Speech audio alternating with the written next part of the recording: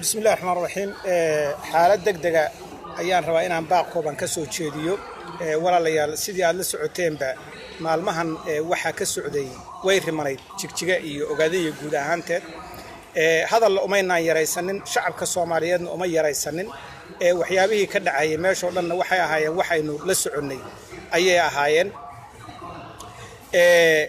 madaxweyne Abiy Ahmed wuxuu tagay Mareykan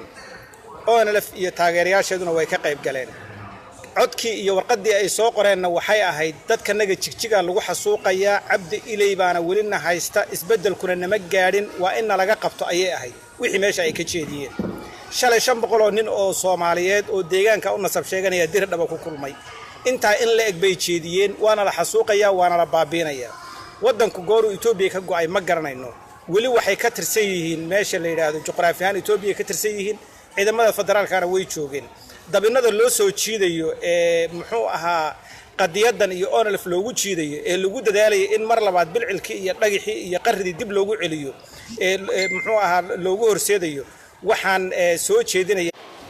raalaha waxaan soo jeedinayaa inaan arinta iyada aan dabinka lagu kalsoomin gooraan shidaal ka hadal ma joogno hadii 5% baad qaadanaysaan oo Abiy Ahmed yiri isaga iska yiri macna inagu aan uga hadalno wadankii ogaaday oo dhanba haystaa shidaal iyo wixiga iyo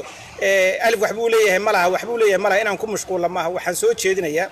oo aan ku baaqayaa in shacabku ay isdajiyaan jigjiga wadan xor ah oo Itoobiya ka madax bannaan oo onalaf u taliso ma ahayn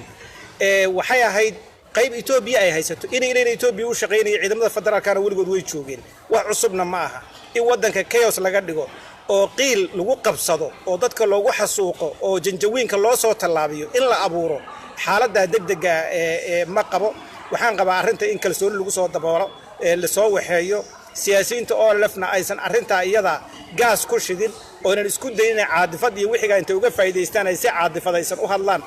ma aha waxaan waa dabin la idin qoolayo aqliga iyo maskaxda iyo garashada wuxuu Ilaahay noo siiyay inaan isticmaalo on garanno weeye in muxuu ahaa mar walba aad dareenka caadifada aad la shaqeysa ma aha waxaan ku baaqayaa arinta in cagaha dhulka loo dhigo in la dajiyo in maslaxadeena iyo danteena intaynu ka gaarayno in arinta la waxeeyo inta baaqo degdeg ah ayaan u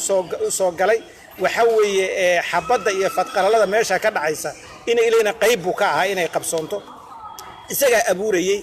wuu qiimeeyay inay ilay Mareykan uu qaxooti ku noqon karin buu ogaaday Yurub uu ka noqon karin buu ogaaday wadanka gudihiisa uu ku nabadgeli karin buu ogaaday inuu san ku nabadgeli karin Carabi iyo Cajab kale uu ogaaday inuu xaaladan abuuro inay maslaxa u tahay buu ogaaday sidaa darteed waxaan soo jeedinayaa oo aan si degdeg ah ugu baaqan aan u soo galay ay tahay shaqan u socday cara darteed baa halka ay soo fadhiisay sidaa darteed waxaan idinku baaqayaa inaad arinta iyada cagaha loo dhigo oo shacabka taageerada iyo wixiga gubahaya ay joojiyaan waqtigan iyada waa xilli la